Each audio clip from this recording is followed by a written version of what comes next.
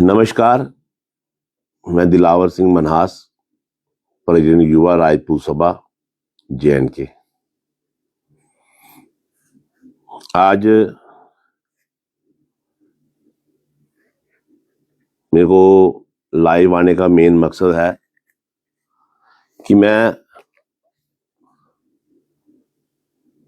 लोगों का शुक्रिया करने के लिए लाइव आया हूं कि जो लोगों ने इतना प्यार दिखाया मेरे लिए, इतनी सपोर्ट की, उन सब लोगों का मैं शुक्रिया अदा करने के लिए लाइव आया हूं।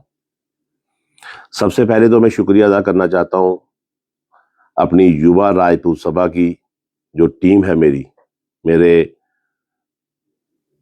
युवा राजपूत सभा के चेयरमैन श्री रघुवीर सिंह रखवाल जी, जिन्होंने खुलकर बयान दिया मेरे लिए कि जो मेरे पे झूठी FIR की गई हैं उसका समर्थन किया उन्होंने कि ये गलत किया है और इसके खिलाफ कोई ना कोई प्रशासन को कार्रवाई लेनी चाहिए। तो मैं उनका दिल से धन्यवाद करता हूं। और मेरी युवा राजपूत सभा के जो मेरे एक्स प्रधान संजीव सिंह रिंकू जी, वो भी खुलकर सामने आए। मेरे सीनियर वाइस प्रधान मुकेश सिंह जी, उन्होंने भी बड़ा अच्छा बयान दिया। हमारे एडवाइजर युवा राजपूत सभा के राजेश सिंह बाऊ जी, उनका भी बहुत बहुत शुक्रिया। उन्होंने भी बड़ा, हमारे रियासी के प्रधान कौशल जी का बहुत बहुत शुक्रिया। मेरे रजौरी के प्रधान, मेरे कटरा के प्रधान अर्जुन जी, मेरे कोर कमेटी के मेंबर बिल्ला भाई अकलपुर वाले, जग्गा भाई पलोड़ा से, हैप्पी भाई पलोड़ा से, काली मनहास बरगवाल से,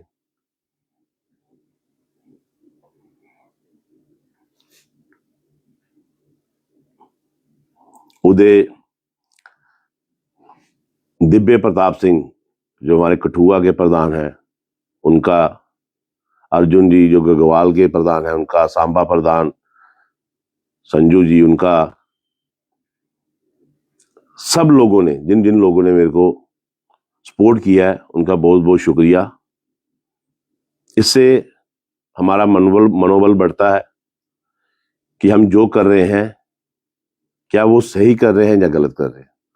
और मैं स्पेशल थैंक्स उनका करना चाहता हूं, IURF, Indian United Rajput federation, जो हमारे इसके चेयरमैन और प्रधान विक्रमजीत सिंह मनहास, जिन्होंने बहुत खुलकर अपनी पूरी जो इस फेडरेशन का पूरा सहयोग मेरे को दिया, पूरी अपनी इस सभा का जो मेरे को समर्थन मिला है, मैं इनका भी बहुत बहुत धन्यवाद करता हूं।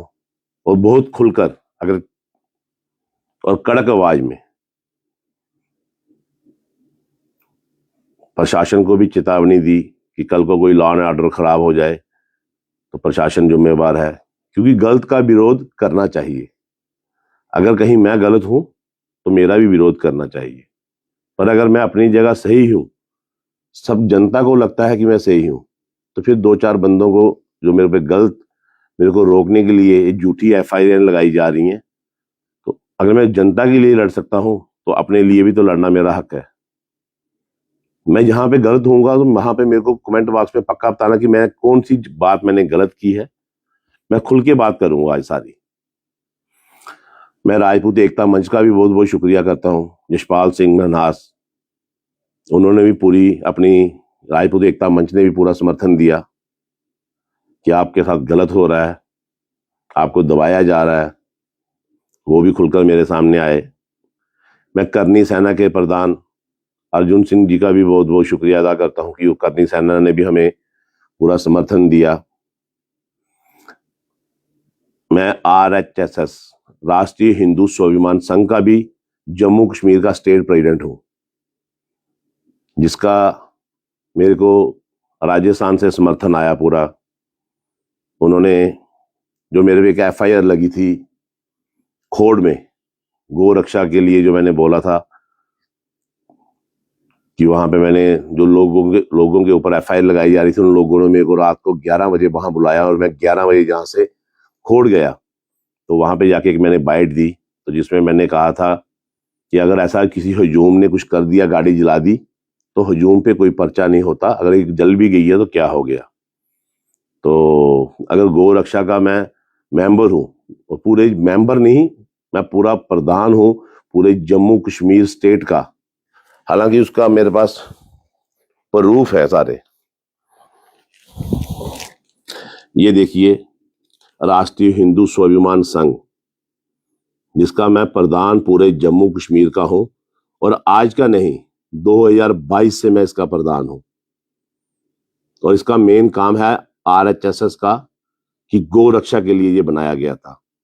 तो अगर कहीं गौ रक्षा की मैं बात करता हूं तो उस पर मेरे पे एफआईआर लगती है, तो मेरा जो पीछे पूरा आरएचएस का पूरा ग्रुप जो नेशनल ग्रुप है, तो वो भी मेरे को सपोर्ट कर रहा है।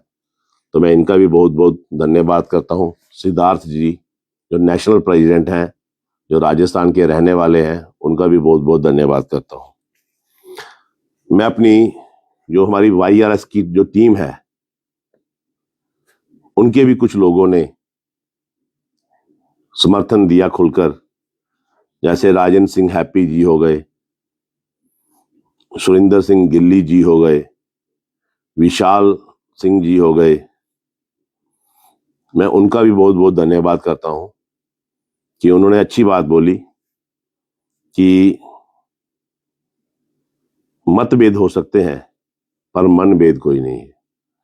जब अपने समाज की बात आएगी तो राजपूत पहले भी एक था, आज भी एक है और आगे भी एक रहेगा। और युवा राजपूत सभा का मेन मकसद ही यही रहा कि सबको एक करना, एक होकर आवाज उठानी अपने लोगों की, अपने डोगरों की। कुछ लोग इस पे बातें करते हैं कि सिर्फ राजपूतों की बात तो करना युवा राजपूत सभा का फर्ज है, पर बाकी समाज को भी हमने देखना है, क्योंकि सारा समाज हमारा अपना है, सारा डोगरा समाज हमारा अपना है। ये कुछ लोग हैं जो बाहर से हमें सपोर्ट कर रहे हैं, जैसे कुलदीप शर्मा जी। आप कुलदीप शर्मा जी को जानते होंगे, ये वही कुलदीप शर्मा जी हैं जब अल्फाज डैंग का मकान गिराया गया तो इन्होंने अपनी 5 मरले की जमीन उनको दान कर दी। ये वही कुलदीप शर्मा जी हैं, ये भी सोशल मीडिया के थ्रू हमें सपोर्ट कर रहे हैं। विक्रम सिंह काटल जी, इन्होंने भी हमें अच्छी सपोर्ट की है अपने सोशल मीडिया प्लेटफॉर्म से। अंकी कोट बरवाल से हैं अंकी जी, इनका भी बहुत बहुत शुक्रिया। और कुछ लेडीज हैं जो लेडी विंग की हैं हमारी युवा राजपूत सभा की, निशा राजपूत जी, ये भी हमें खुल के सपोर्ट कर रहे हैं। रितु जी जो कटरा से हैं, ये भी खुल के सपोर्ट कर रहे हैं। पूजा जी जो छन्नी के रहने वाले हैं, ये भी खुल के सपोर्ट कर रहे हैं। और भी सारे लोग जिन्होंने गलत के खिलाफ आवाज उठाई है। आज हमारा डोगरा समाज जाग गया है, उनको पता चल गया है कि गलत के खिलाफ आवाज उठानी है, यही हमारा कर्तव्य है। ना गलत करेंगे ना गलत सहेंगे, और जो गलत करेगा उसके खिलाफ आवाज उठाने का दम आज भी डोगरा रखता है। तो मैं सब अपने भाई बहनों का, दोस्तों का, अपनी सभा का, जितने भी हमारे राजपूत फ्रंट हैं, उन सबका बहुत बहुत दिल से शुक्रिया अदा करता हूं कि उन्होंने मेरा जो इतना साथ दिया। आपका ये एहसान मैं कभी जिंदगी भर नहीं भूलूंगा।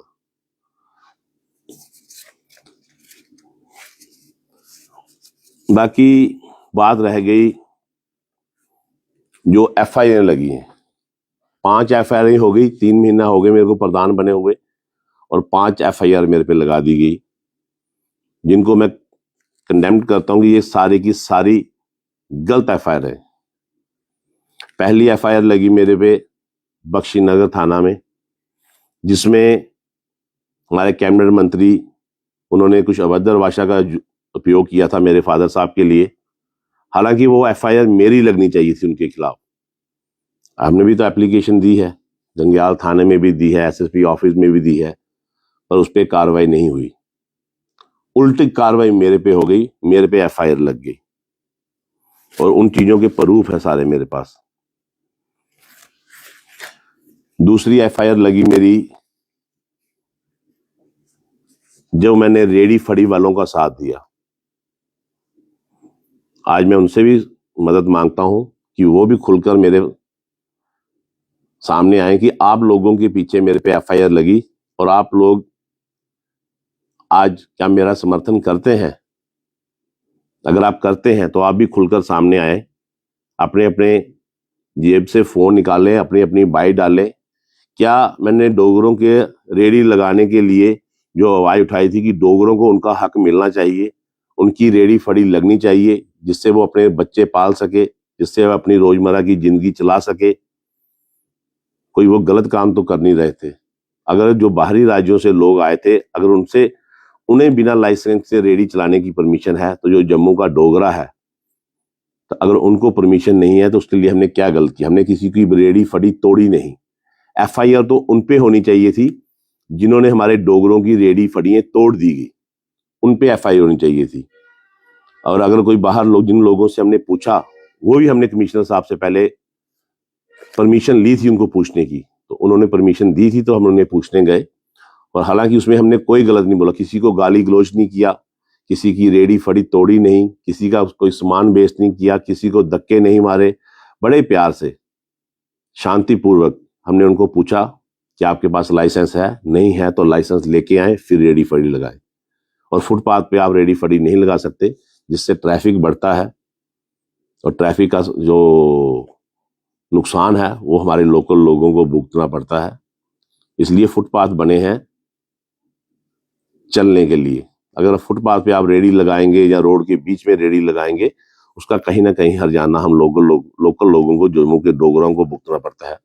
तो वो भी एफआईआर मेरे पे लगी, पर एफआईआर लगनी चाहिए थी जिन्होंने रेडी फड़ी तोड़ी, उनपे एफआईआर नहीं लगी, पर मेरे पे एफआईआर लग गई। तीसरी एफआईआर लगी खोड़ में, क्योंकि मैं वहां पे गया रात को। वहां के मेरे सब राजपूत भाइयों ने मेरे को बुलाया कि भैया आप यहाँ पे आओ, हमने गलत क्या किया। गाड़ी जल गई 3 दिन पहले, एफआईआर हो गई। तो जब मैं उनको लोग ढूंढ रहे थे, पुलिस उनको ढूंढ रही थी, तो वो घबराए हुए थे, रात को घर पे नहीं सो रहे थे।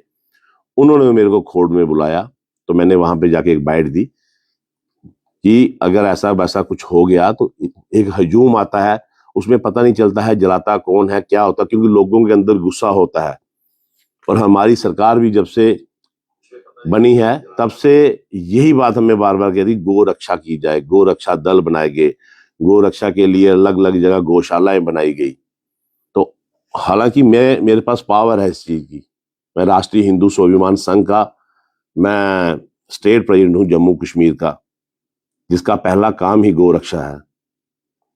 तो मेरी जो संस्था है वो भी मेरे को सपोर्ट कर रही है। पर अगर गो रक्षा करने पे एफआईआर लगती है तो फिर जो गायें यहां से उठाकर कश्मीर की तरफ बेचते हैं उन पे एफआईआर नहीं लगती। तो ये भी जो एफआईआर है ये उन लोगों पे होनी चाहिए जो ये काम गलत काम कर रहे हैं। आज भी आपने देखा कहीं से, मैं सोशल मीडिया पे मैं देख रहा था, एक गाय को गोली मार दी गई। तो अगर मैं वहां पे जाके बोलूंगा तो वहां पे जाके भी मेरे पे पर्चा लगेगा। उसके बाद मेरे पे एफआईआर लगी, गवर्नमेंट चाहती है कि इंक्रोचमेंट बंद हो, पीला पंजा ले लेके लोगों के घर तोड़ रही है। पर जब जेडीए के डिपार्टमेंट की बात आई, उदयवाला की, तो जो लोग वहां पे इंक्रोचमेंट कर रहे हैं, नाले के अंदर बड़ाई कर कर करके नाला 350 फुट चौड़ा नाला 20 फुट कर दिया है। तो वहां के लोग दुखी थे कि उनके घरों में बरसात में पानी 4-4, 6-6 फुट, 8-8 फुट, 10-10 फुट उनके घरों में घुसता था। उन लोगों ने पहले पूरा प्रयास किया, उन्होंने अपने एमएलए को बताया, उन्होंने अपने कारपोरेटर को बोला, उन्होंने अपने फ्लड कंट्रोल डिपार्टमेंट को बोला, उन्होंने जेडीए को बोला, जब उनकी किसी ने नहीं सुनी तो उसके बाद उन्होंने हमें बुलाया और हम मौके पे गए वहां पे, तो उनकी आवाज बन के खड़े हुए। हालांकि वहां पे आप देख सकते हैं, मैं और मेरे 2-4 दोस्त हम वहां पे गए हैं, हमारी कोई टीम नहीं है वहां पे। रोड बंद किया तो लोगों ने किया, उदयवाला के, जिनको तकलीफ थी। पानी, मेरा घर तो उदयवाला में है नहीं कि मेरे घर में पानी आता था, तो मैं प्रोटेस्ट कर रहा था। लोगों ने रोड बंद किया पर एफआईआर मेरे पे लगा दी गई। हालांकि मीडिया में ये बात का सबूत है, पुलिस वाले हमें कह रहे हैं कि आप रोड खोल दीजिए, तो मैंने तो साफ उसमें बोला हुआ है कि ये रोड बंद मैंने नहीं किया, इन लोगों ने किया। आप इनसे बात करें, इनको बोलिए हटने के लिए। तो मैं तो ऐसे ही साइड पे खड़ा हूं। अगर लोगों का साथ देना गलत है, लोगों की आवाज उठाना गलत है, हर जगह गवर्नमेंट ये चाहती है कि जो इंक्रोचमेंट हुई है नालों की, हर बरसात में करोड़ों का नुकसान होता है, फिर सेंटर से मुआवजा आता है उनको रिलीफ देने के लिए। तो अगर वो नाले खुले हो जाएंगे तो वो मुआवजा कहीं ना कहीं बचेगा, लोगों का नुकसान नहीं होगा। इतना नुकसान हो जाता है पर मुआवजे के तौर पे सिर्फ एक लॉलीपॉप दिया जाता है। अगर ये नाले खुले हो जाते, हम तो पब्लिक का साथ तो दे ही दे रहे हैं, पर हम गवर्नमेंट का साथ दे रहे हैं। उसी गवर्नमेंट का साथ दे रहे हैं जो गवर्नमेंट चाहती है कि नाले खुले की जाए। 2012 से 2026 तक आज खड्ड के फर्द बंद हैं, पर इंक्रोचमेंट बंद नहीं है। हर जगह इंक्रोचमेंट की जा रही है कि जब फर्द खुलेंगे तो फर्द काट के इनको बेचा जाएगा। ये उदयवाला का मसला है। अगर लोग वहां पे चाहते हैं कि नाला खुला हो जाए तो वो कुछ गलत नहीं जाते। अगर वहां पे भी एफआईआर लगाई गई मेरे पे, तो क्या ये सही है कि क्या गलत? 5वीं एफआईआर मेरे पे अरनिया से एक फैमिली मेरे पास आती है जो अपने बच्चों के फोटो दिखाती है कि उनको कहीं इंसाफ नहीं मिला, तो एक उम्मीद लेके मेरे पास आए, तो मैंने उनकी आवाज उठाई। श्यामलाल भगत जी, जिनको लगता था कि उनके बच्चे का मर्डर हुआ है, उनकी बच्चे का पोस्टमार्टम बिना पोस्टमार्टम किए संस्कार कर दिया गया।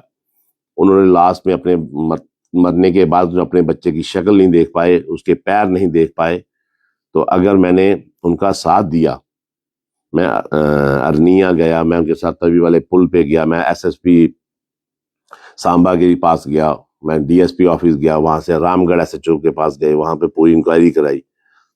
तो एक छोटा सा बयान जिसमें मैंने बोला था कि वहां के जो एसएचओ, उसका नाम क्या है, उसने कहा दिलावर। मैंने कहा दिलावर सिंह नहीं, दिलावर। मैं कहा दिलावर सिंह, अगर सिंह होता तो ऐसा नहीं होता कि वहां पे जो एसएचओ है, अगर दिलावर सिंह होता, कि मैं होता, तो वो ऐसा नहीं होता। हालांकि अगर वो कुमार को सोच रहे हैं, पर किसी को कुमार कहने पे भी अगर एसटी एक्ट लगता है तो लोग तो एक दूसरे को बुलाना छोड़ देंगे।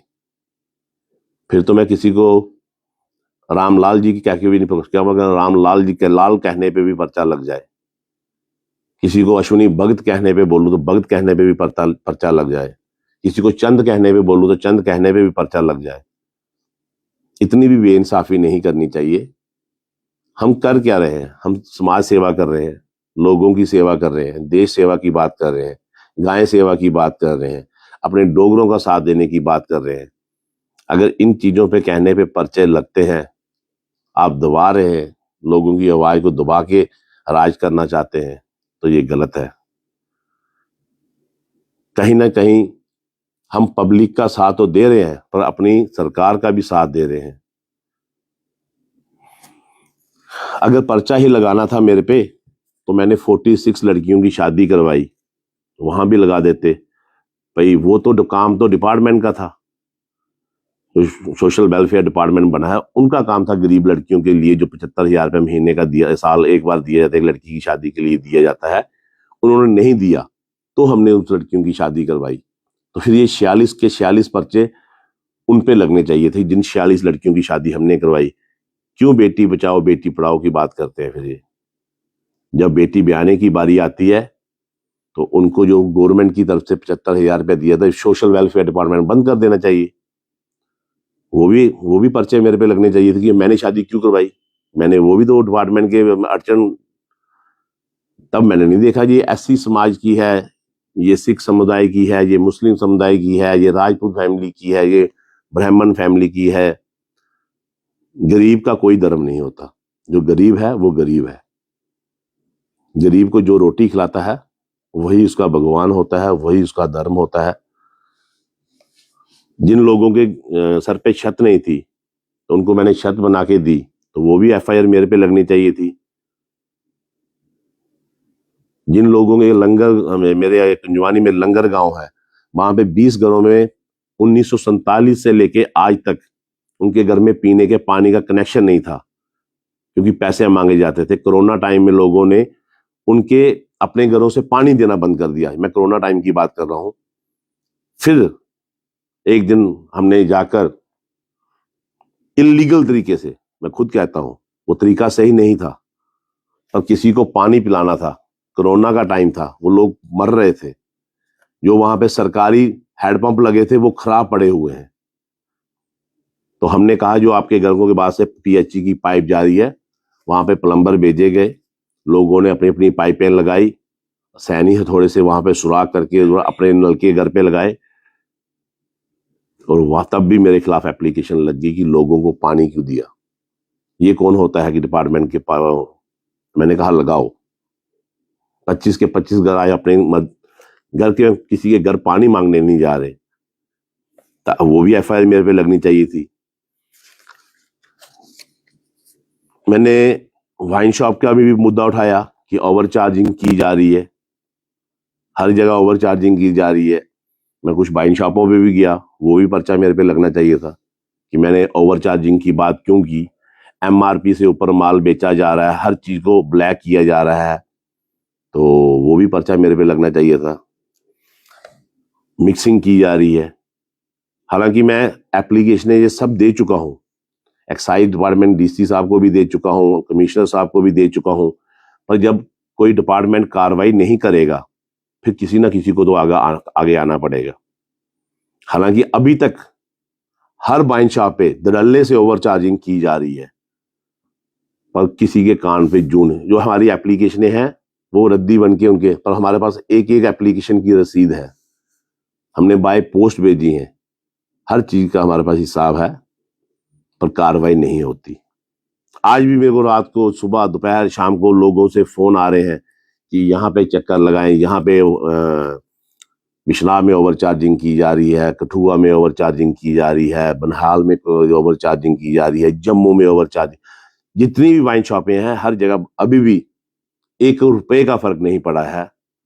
सिर्फ लोगों को झूठी तसल्लियां दी जाती हैं कि ये रेट बढ़ गए हैं, ये हो गया। एमआरपी के ऊपर इतनी किसी की पावर ही नहीं है। तो कहाँ गए हमारे बजट मंत्री जो बजट बनाते हैं, जो एमआरपी फिक्स करते हैं कि इस चीज, एमआरपी का मतलब है कि मैक्सिमम रिटेल प्राइस, कि उसके ऊपर जो चीज बिक ही नहीं सकती, चाहे वो लेह लद्दाख हो, मैक्सिमम रेट होता है। हालांकि एमआरपी के ऊपर कुछ जगह में डिस्काउंट मिलता है, कुछ % डिस्काउंट होता है, पर ऐसा मैंने पहली बार देखा है कि एमआरपी के ऊपर हर चीज बिक रही है। क्या वो शराब बिक रही है, क्या वो सिगरेट बिक रहा है, क्या और चीजें बिक रही हैं, हर चीज। हमने एक बार बचपन में सुना था कि थिएटर में जब रश पड़ता था तो थिएटर की पिक्चर की टिकट ब्लैक होती थी, पर आज टिकट ब्लैक होना बंद हो गई है। आजकल जो ये खाने पीने की चीजें हैं, जो शराब है, जो सिगरेट है, जो मैगी है, जो छोटी छोटी चीजें जो खाने पीने की, जो आम डेली नीड की चीजें हैं, आज वो ब्लैक हो रही हैं एमआरपी से ऊपर। आप और कहीं क्यों जाना, आप ये देखिए, आप कोई गाड़ी लेने जाते हैं, आप बड़ी से बड़ी गाड़ी फॉर्च्यूनर टोयोटा की वो ले लीजिए, आप मारुति ले लीजिए, छोटी से छोटी गाड़ी, आप नैनो लेने चले जाइए, आप कोई भी गाड़ी लेने चले जाइए, वहां पे सीधी बात होती है कि बुकिंग करवाएं, 6 महीने के बाद मिलेगी, साल के बाद मिलेगी, बुकिंग चल रही है। इतना काम हो गया। सिर्फ ब्लैक करने का तरीका है कि ब्लैक कैसे करें। फिर उसी में एक दूसरा एजेंट बीच में आता है, एक गाड़ी वहां पे पड़ी हुई है, क्योंकि आजकल शोरूमों में गाड़ियां 2-3 लगाते हैं, बाकी जाड़ बनाए हुए हैं। आम पब्लिक को जाड़ का पता नहीं कि वहां पर जाके देखिए ये गाड़ियां पड़ी हैं, दे क्यों नहीं रहे। फिर उससे ब्लैक पैसे लिए जाते हैं, फिर उसको ब्लैक करके हर चीज में ब्लैक मार्केटिंग, पूछने वाला कोई नहीं। तो जब ये मुद्दा उठाएंगे तो इस पे भी पर्चा बनता है हमारे में। इलीगल माइनिंग की बात करें, कल हम जेडीए के वहां पे खड़े थे तो साफ बंदा कह रहा है कि मैं वहां से उठ के आया हूं, तभी से रेता लेके आ रहा हूं। मगर वो तभी से कितनी चौकियां, कितने थाने क्रॉस करके, दवाना थाना क्रॉस किया, दवाना की चौकी जो पौनी चेक में है वो क्रॉस की, तालाब तिलों से हुए कितने नाके शरेआम आ रहा है, पर उस उन पे कोई पर्चा नहीं, उन पे कोई पूछताछ नहीं कि ये माइनिंग कहाँ गए, डीएमओ साहब कहाँ गई, इनकी वो रॉयल्टी कहाँ गया, वो गवर्नमेंट का पैसा। तो अगर हमने वहां, वो तो गरीब बंदा फंस गया बेचारा, जब वहां पे जेडीए का वो निशानदेही करवा रहे थे, सिर्फ पूछा, उसी समय पुलिस, दवाना पुलिस फटाफट उसके ऊपर बैठी, उसको दवाना में लेके गए। अब उसको छोड़ेंगे थोड़ी, अब उससे कम से कम भी 50-60 हजार का चालान लिया जाएगा। हुआ तो मेरे से वो भी गलत है कि एक अपना ही डोगरा भाई फंसा दिया हमने, पर कसूर जिनका था उनको सजा नहीं मिली, सजा फिर से डोगरे भाई को मिली जो ट्रैक्टर चला रहा था, दिहाड़ी लगा रहा था। वो रॉयल्टी भी देता अगर कोई उससे लेता। उन पे भी कार्रवाई होनी चाहिए, जिस रूट से वो आया उन पे भी पर्चे लगने चाहिए, पर वो कुछ नहीं, मिली भगत है क्या माइनिंग की। जिस एरिया से वो आता है, जिस एरिया से जाता है, सब जगह महीने लगे हुए हैं, पैसे फिक्स किए हुए हैं। अगर बात करें हम लोगों के पैसे वापस दिलाने की, थोड़े दिन पहले मैं प्रदीप, जो चौकी चौरा का लड़का था, उससे किसी ने 95,000 रुपया ले लिया था। हालांकि वो पैसे उसकी शादी कराने के नाम पे लिया था कि मैं तेरी शादी करवाती हूँ। वो मसला पुलिस के पास था, पुलिस से हल नहीं हुआ, तो वो भी एफआईआर मेरे पे दिला लगनी चाहिए थी। वो काम पुलिस का था कि पैसे पुलिस ने वापस करवाने थे। जोड़ियों में जो नए एसएचओ आए हैं, चिप साहब, उन्होंने एकदम एक्शन लिया, एकदम उसके पैसे वापस करवाए, तो वो भी पर्चा मेरे पे लगना चाहिए कि पैसे वापस क्यों करवाए। एक संदीप सिंह जोड़ियों के और है, जिनके यहाँ पे बठिंडी में एक वकील है, उन्होंने उनकी नौकरी लगवाने के पैसे लिए थे 4 लाख रुपया, वो भी हमने वापस करवाए, तो वो भी पर्चा मेरे पे लगना चाहिए था कि मैंने उनके पैसे वापस क्यों दिलाए। जो कबूतरबाजी करते हैं, लोगों के बच्चों से पैसे लिए जाते हैं, परगवाल के कुछ लड़के मेरे पास आ रहे हैं, गेटर क्लास का ही एक अंगराल लड़का है, उनने उनसे 12 लाख रुपया लिया हुआ है। अब मैं उसके पास जाऊंगा कि इनके पैसे वापस दो, तो वो अंगराल साहब मेरे पे एक पर्चा और लगा देंगे SC/SC एक्ट का। तो ये सब बातें जो हो रही हैं सब पर्चे वाली हैं। मैंने ट्रैफिक के लिए बोला, कुंजवानी बाईपास में कॉन्वेंट स्कूल है, उनके पास एक गाड़ी की पार्किंग नहीं है। उसको परमिशन किसने दी? यहाँ पे स्कूल की, किसी ने पूछा नहीं। हम बोलते हैं, लोग एक कान से सुनता है डिपार्टमेंट, दूसरे कान से वापस बाहर निकाल देता है, पूछने कोई नहीं आएगा। विशाल मेगा मार्ट की बिल्डिंग है, एक गाड़ी की पार्किंग नहीं, एक मोटरसाइकिल की पार्किंग नहीं, और सबसे ज्यादा रश विशाल मेगा मार्ट की वजह से हमारे पिंजवानी बाईपास में है। 3 बार मैं उसकी न्यूज चला चुका हूँ, 3 बार मैं उसके लिए प्रोटेस्ट कर चुका हूँ, पर कोई नहीं बोला। तो वो भी मैं प्रोटेस्ट कर रहा हूँ, उसकी भी एफआईआर होनी चाहिए मेरे पे। जब कंजवानी में ये फ्लाईओवर जो बन रहा है, ये साइडों से ब्लाइंड कर रहे थे, उसको बॉल दे रहे थे, तब हमारे विक्रम रंधावा जी जो एमएलए हैं यहाँ के, उनके साथ मिलकर कंजवानी से लेके गेटर क्लास तक हम पैदल गए थे, सब लोगों को बाहर निकाला था, उस प्रोजेक्ट को कैंसिल करवाया था सेंटर से जाके। तो उसके खिलाफ भी एफआईआर लगनी चाहिए थी मेरे पे। माँ काली के लिए, माँ बावे वाली माता के लिए जिन लोगों ने अभद्र भाषा का उपयोग किया, उन पे टिप्पणी की, उनका मजाक बनाया, तो जब हमने उसके खिलाफ एक्शन लिया, उन लोगों के पास गए, तो वो भी एफआईआर लगनी चाहिए थी मेरे पे। अनन्या जो लड़की बाहर से आई थी, हमने उसको भी सपोर्ट की, उसके हक में भी बात की। आज वो रोती रोती जम्मू कश्मीर से खाली हाथ वापस चले गई, उसकी सपोर्ट नहीं की, किसी ने नहीं की। हमने तो जितनी होती हम तो साथ दे सकते हैं, इंसाफ नहीं। इंसाफ तो या कानून देगा या ऊपर वाला देगा, जिसको कानून से नहीं मिलता उसको ऊपर वाले से मिलता है। तो हमने वो भी एफआईआर मेरे पे लगनी चाहिए थी। मैं राजपूत वेलफेयर बोर्ड की बात कर रहा हूँ कि वेलफेयर बोर्ड में हमारे जितने भी 12 के 12 जो एमएलए हमारे असेंबली में बैठे हैं, तो वो राजपूत वेलफेयर की बोर्ड की बात हमेशा जब भी उनका टाइम उनको मिलता है तो वहां पे वो राजपूत वेलफेयर बोर्ड की बात करें। मैं तो उनको कह ही सकता हूँ। तो अगर वो नहीं करेंगे तो उसके खिलाफ भी हम प्रोटेस्ट करेंगे, तो फिर एफआईआर एक उसकी भी बनती है मेरे पे। जब हमने मेडिकल यूनिवर्सिटी कैंसिल कर दी गई, एमबीबीएस की जो सीटें, उसके लिए भी हमने बात की थी। उसके लिए भी हमने तवी वाले पुल पे जाके बात की, वो भी एफआईआर लगनी चाहिए थी। जब यूजीसी का बात आई, उसके लिए मैंने अखनूर में जाके प्रोटेस्ट किया था।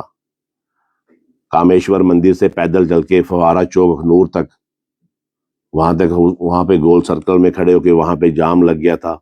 उसके लिए भी एफआईआर लगनी चाहिए थी। हमने जो अंडर 18 के जो बच्चे क्रिकेट खेल रहे थे जहां जम्मू में आके, जब उनकी बात कर रहे थे, तो उसके उसके लिए भी हमने आवाज उठाई थी। वो भी एफआईआर लगनी चाहिए थी मेरे पे।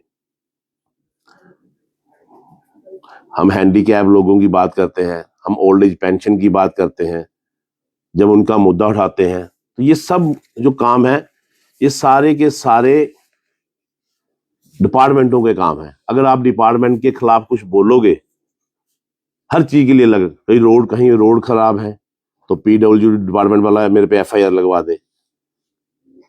अगर कहीं नहरें टूटी हुई हैं, सफाई सही नहीं हो रही, गवर्नमेंट से पैसा खाया जा रहा है, सिल्टिंग सही नहीं हो रही, तो उसको चेक करने वाला कोई नहीं। अगर आप आवाज उठाते हो तो आप पे एफआईआर लग जाती है। पूरे जम्मू कश्मीर में 90% वो हैंडपंप आज बंद पड़े हुए हैं, जो पिछली सरकारों ने, मौजूदा सरकारों ने लगाए हुए थे। ग्राउंड वाटर हर एरिया में, हर जगह वो सारे के सारे बंद पड़े हुए हैं। मेरे एरिया में कम से कम भी मैं 10 हैंडपंप आपको दिखा सकता हूं, एक भी नहीं चलता। उसको रिपेयर करने कोई नहीं आएगा। हर चौक में बड़ी हाई मास्क लाइटें लगी हैं, नई लग सकती हैं पर पुरानी रिपेयर नहीं हो सकती। अगर उसके लिए आवाज उठाएंगे, पैसा तो गवर्नमेंट का है पर गवर्नमेंट लोगों की है। वो पैसा लोग ही इकट्ठा करके देते हैं जो चीजें बनती हैं। अगर ऐसा कोई हर डिपार्टमेंट में एक मेंटेनेंस ग्रुप बनाया जाए, एक मेंटेनेंस कमेटी बनाई जाए कि नई चीज लगाने पे अगर 100 रुपया खर्चा आता है तो उसी को ठीक करने के लिए 10 रुपये या 20 रुपये खर्चा आता है, तो क्या मेंटेनेंस करना सही नहीं?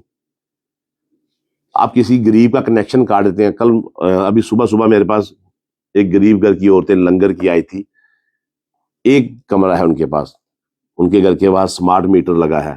आज उनकी बिजली कल से काट दी गई है, अभी उनके घर में बिजली नहीं है।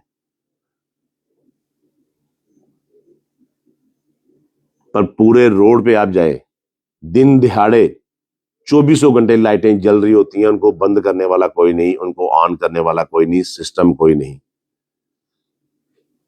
पर उनका बिल कोई नहीं काटेगा। उस एडब्ल्यू को, वो एक्सीएन को, वो जेई को सस्पेंड कर देना चाहिए जिस एरिया में वो लाइटें दिन को भी चलती हैं।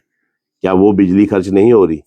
पर एक किसी गरीब के घर में अगर उसने एक 500 रुपया, 1000 रुपया, 2000 रुपया बिल नहीं जमा करवाया तो उसकी बिजली काट दी जाती है। क्या ये इंसाफ है? क्या जो परगवाल में आटा चक्की चलाने वाले के 50-50 लाख रुपए, 40-40 लाख रुपए बिल आए हुए हैं, आज वो सब लोग घबराए हुए हैं, अपने काम धंधे बंद करने की नौबत आई है। तो अगर उनके खिलाफ आवाज उठाएंगे तो फिर एक पर्चा परगवाल में भी लगता है मेरा। बात पर्चों की नहीं है, बात चर्चा की है कि अगर आप अपने लोगों का साथ देने के लिए अपना टाइम तोड़ते हैं, अपना, आपके साथ जितने भी लोग चलते हैं उनका टाइम तोड़ते हैं, आप लोगों का साथ देते हैं, सबका साथ सबका विकास जो हम काम कर रहे हैं इसी को कहते हैं सबका साथ सबका विकास। सब लोग हमारा साथ दे रहे हैं, फिर उनके काम हो रहे हैं। जो काम डिपार्टमेंटों को करने चाहिए थे वो हमें करना पड़ रहे हैं।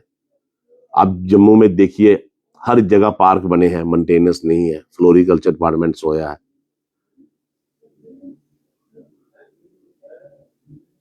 काम करना चाहो तो कुछ भी हो सकता है, पर नहीं करना चाहो तो कुछ नहीं। आज लोगों की जो बच्चियों के लिए 75,000 रुपया उसकी शादी के लिए आता है, वो लोग क्यों नहीं लेने जा रहे? क्योंकि उनको पता है उस 75,000 के पीछे हमारा 80,000 रुपया लग जाएगा उसको पैसे को लेने के लिए। पहले वहां पे इनको कोई बंदा चाहिए जिनको जो कमीशन लेते हैं। फिर उनको अगर वो कमीशन नहीं कोई उनका जान पहचान का है तो फिर उनको चक्कर लगवा के उनकी दिहाड़ियां तोड़वा के, तो फिर अगर ऐसे काम करने हैं तो फिर FIR आपने जो लगाई हैं ठीक है। जो बंदा जनता का साथ देता है, गरीब का साथ देता है, तो उस पर FIR लगनी चाहिए। मैं ये नहीं कह रहा कि मेरी FIR खत्म की जाए, पर मैं कहता हूं इंसाफ तो मेरे को भी चाहिए कि मैंने गलत क्या किया। एक बात, जहां मैं गलत होता वहां पे मेरे को सजा मिलती तो मेरे को दुख नहीं होता कि मैंने गलत कर रहा था तो मेरे को सजा मिली तो कोई बात नहीं, पर यहां पे मैं गलत हूं ही नहीं। एक भी जगह इन 5 FIR में एक भी जगह कोई मेरे को साबित कर दे कि मैं किसी भी FIR में गलत हूं तो मैं वो सजा भुगतने के लिए तैयार हूं जो कानून मेरे को देता है।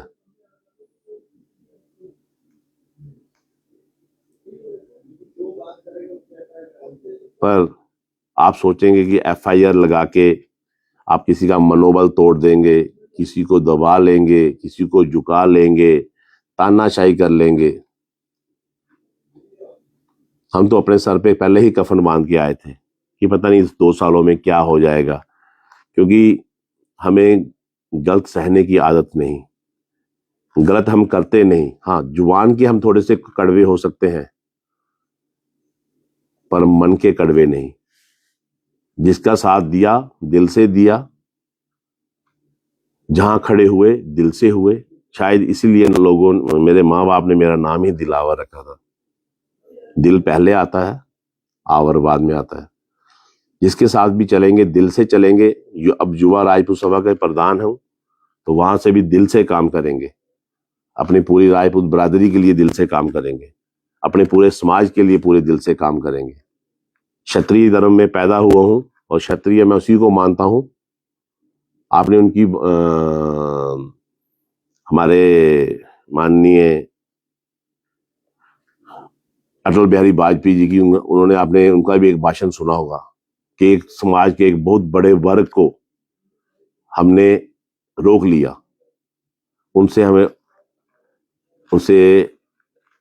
हथियार चलाने नहीं दिए, लेकिन उनको पूरे क्षत्रिय समाज को हमने वंचित कर दिया।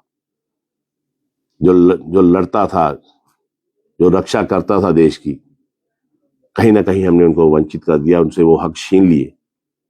जो इंसान जिस कार्य के लिए बना होता है उसका धर्म है उस कार्य को करना।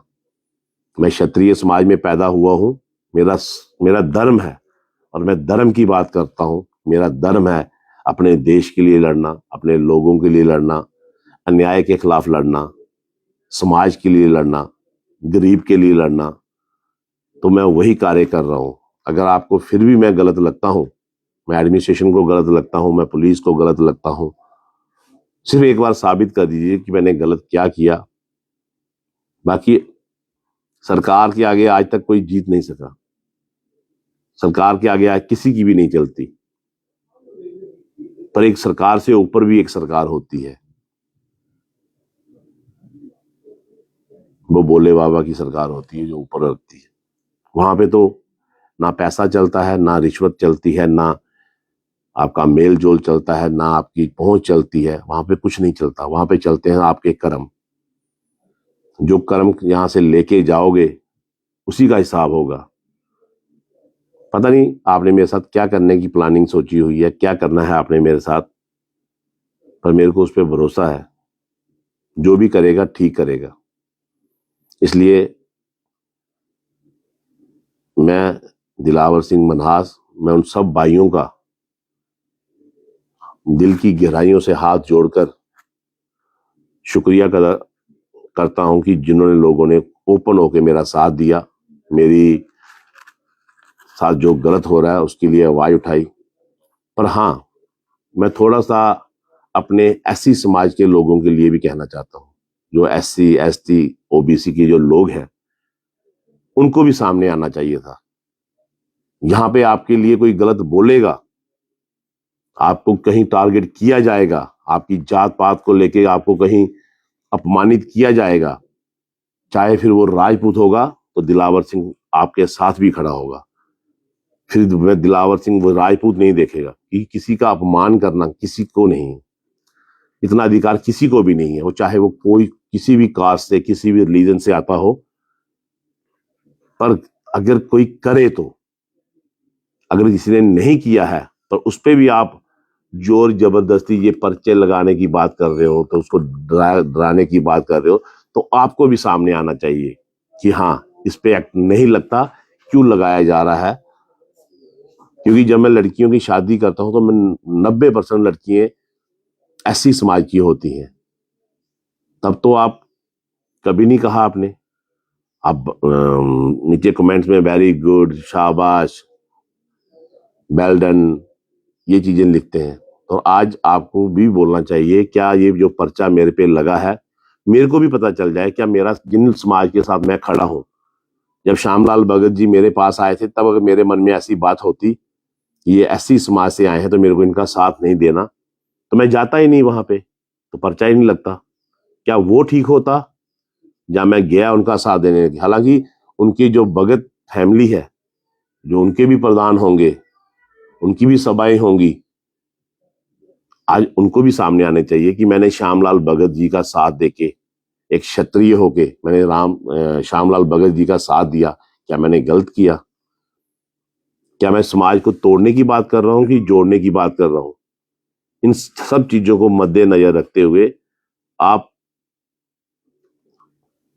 जितने भी एससी एसटी ओबीसी समाज के लोग हैं, वो भी अपनी बात जरूर रखें कि मैंने गलत किया कि सही किया। मैं आपके उन विचारों का वेट करूंगा कि आप क्या कहना चाहते हैं कि दिलावर सिंह ने गलत किया था, उस पर एक्ट लगना चाहिए, एससी एक्ट लगना चाहिए कि नहीं लगना चाहिए। मैं कहता हूं खुल के विरोध करना चाहिए। अगर मैं गलत हूं तो तब भी आप सामने आके बोलिए कि मैं गलत हूं, और अगर मैं गलत नहीं हूं तब भी आप लोगों को सामने आना चाहिए कि किसी के साथ जायती हो रही है, किसी के साथ नाजायज हो रहा है। मैं आपसे हेल्प नहीं मांग रहा, मैं आपका साथ मांग रहा हूं। क्या मैं गलत हूं या मैं सही हूं, ये आपने साबित करना है। क्योंकि आप लोग के सब एक एक कास्ट का बंदा टीम में मेंबर होगा, वहां बैठ के भी सलाह होती होगी। क्या दिलावर सिंह के साथ एसटी एसटी का पर्चा लगना चाहिए था कि नहीं लगना चाहिए था? उसने किस समाज का साथ दिया था? क्या जिस समाज का मैं साथ देने गया वही समाज मेरे पे पर्चा लगा रहा है? तो मैं क्या करने गया वहां पे? कहीं ना कहीं मेरे मन में भी ये सवाल आता है कि मेरे को नहीं जाना चाहिए था, पर अगर मैं गया तो इंसानियत के तौर पे गया। और क्या इंसानियत सिर्फ मैं ही देख रहा हूं? जिसके लिए मैं गया, जिस समाज के लिए मैं गया, क्या उनके अंदर इंसानियत नहीं है? ये बात पूछता हूं मैं बस, और कुछ नहीं।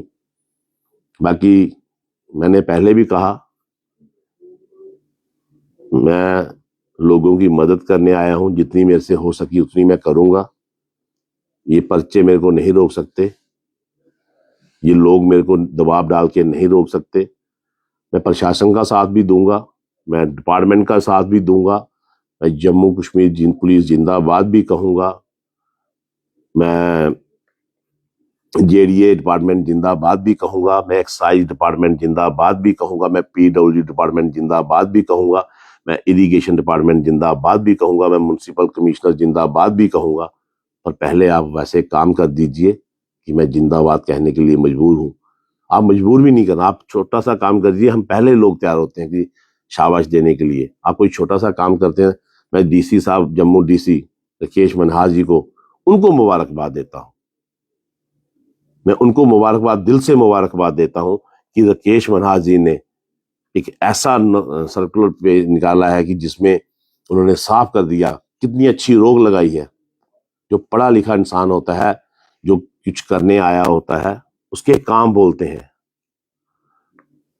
और राकेश मनहास जी, जिन्होंने अभी थोड़े दिन पहले ही एक नोटिस निकाला था जिसमें उन्होंने सीधा सीधा गो तस्करों पे बहुत बड़ी एक रोक लगाई है कि कोई पालतू गाय एक जगह से दूसरी जगह कोई लेना चाहता है तो उसको डीसी ऑफिस से परमिशन लेना पड़ेगी।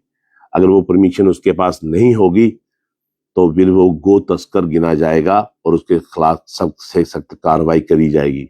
मैं राकेश मनहास डीसी साहब, डीसी जम्मू साहब, उनको बहुत बहुत मुबारकबाद देता हूं कि सर, अगर आपके जैसे लोग हर डिपार्टमेंट में हो जाए तो किसी को भी दिलावर सिंह को रोडों पे आने की जरूरत नहीं पड़ेगी, हमें नाले खाली करवाने की जरूरत नहीं पड़ेगी, हमें गौ रक्षा करने की जरूरत नहीं पड़ेगी, हमें किसी बच्चे का, माता पिता का इंसाफ, उसकी मौत का इंसाफ मांगने की जरूरत नहीं पड़ेगी। जब सारे अपने अपने काम सही करेंगे तो जरूरत ही नहीं पड़ेगी इंसाफ मांगने की, क्योंकि हमारे देश का कानून इतना सख्त है कि हर चीज पे एक कानून है। तो जब हम उसका सही तरीके से इस्तेमाल करेंगे तो हमें न्याय खुद ब खुद मिलेगा। हमें पूरा विश्वास है अपने कानून पे, हमें पूरा विश्वास है अपने संविधान पे, हमें पूरा विश्वास है अपने भारतवर्ष पे। पर कहीं ना कहीं ये विश्वास टूटता हुआ नजर आ रहा है। जिस तरह से किया जा रहा है, जिस तरह से लोगों की आवाज को दबाया जा रहा है, आगे आप देखिए जैसे राकेश मनहास डीसी साहब काम कर रहे हैं, अगर वैसे ही सारे कमिश्नर, वीसी, जेडीए के VC, commissioner excise, municipal commissioner, vice chancellor university, sports मंत्री, सब जब सही तरीके से काम करेंगे तो सब कुछ ठीक हो जाएगा। वो दिन दूर नहीं जब इंडिया विश्व गुरु, भारत विश्व गुरु बनेगा। ये तभी संभव है जब सब ईमानदारी से काम करें, सब मिलजुल कर काम करें, सब एक होकर काम करें, नशे के खिलाफ जंग जारी रखें, नशे से अपने बच्चों को बचाएं, प्रशासन इसमें लोगों का साथ दे, पुलिस डिपार्टमेंट इसमें साथ दे, सब लोग मिलजुल कर अपने देश को, जो स्वच्छ भारत अभियान है, स्वच्छ भारत तब बनेगा जब हमारे दिमाग से, हमारे लोगों के मन से वो गंदगी बाहर निकलेगी जो हम जाति पाति के नाम पर करते हैं, जो हम धर्मों के नाम पर करते हैं, जो एक दूसरे को देखकर हम एक दूसरे से जलते हैं। जब आप ये चीजें खत्म कर देंगे तो स्वच्छ भारत उसी समय बन जाएगा। जय हिंद, जय भारत। अपनी राय कमेंट बॉक्स में जरूर दें। क्या मैं गलत था, क्या मैं सही था, क्या ये 5 पर्चे मेरे पे जायज हैं, क्या ये 5 पर्चे मेरे पे नाजायज हैं। जय हिंद, जय भारत, भारत माता की जय, डोगरा एकता जिंदाबाद। और उन सब भाइयों को बहुत बहुत शुक्रिया जिन्होंने मेरे सपोर्ट की है। जय हिंद, जय भारत।